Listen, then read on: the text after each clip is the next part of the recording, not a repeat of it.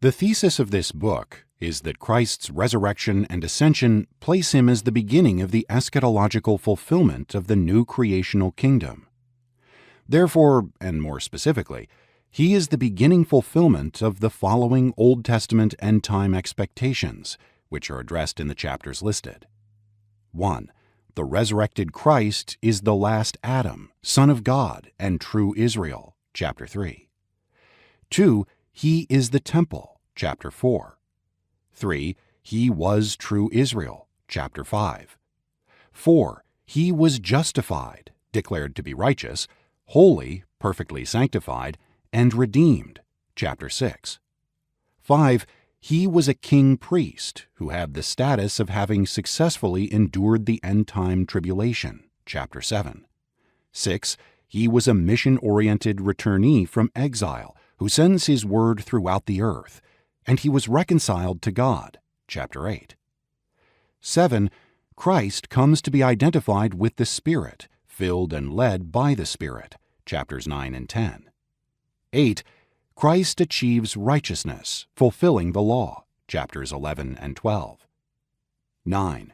Christ is identified with glory, chapters 13 and 14. 10. Christ is God's image and one separated from the world, chapter 15. 11.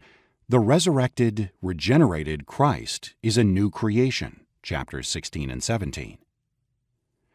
Christ became these things at his resurrection, though he began to fulfill them even in his earthly ministry. At his ascension, what he was functionally during his earthly ministry, Son of God, last Adam, Messianic King, filled by the Spirit, etc., was escalated. A further part of the thesis is that the preceding inaugurated eschatological realities have been attributed to believers through identification or union with the resurrected and ascended Christ. What is true of Christ in his end-time resurrection and ascension is true of believers in their union with his resurrection. This relationship between Christ's resurrection and believers' union with him in his resurrection can be depicted as a diamond. The diamond represents Christ's resurrection as the beginning of the end-time kingdom and new creation.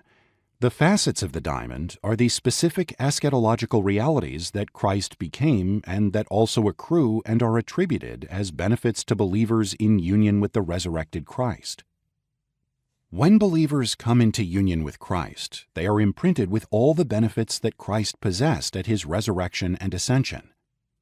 To use a mixed metaphor, the facets of the diamond equals the attributes of Christ at his ascension are imprinted on believers as the facets of a seal are imprinted on a surface. This is not an inanimate impression, but an impression that consists of a lively union with Christ.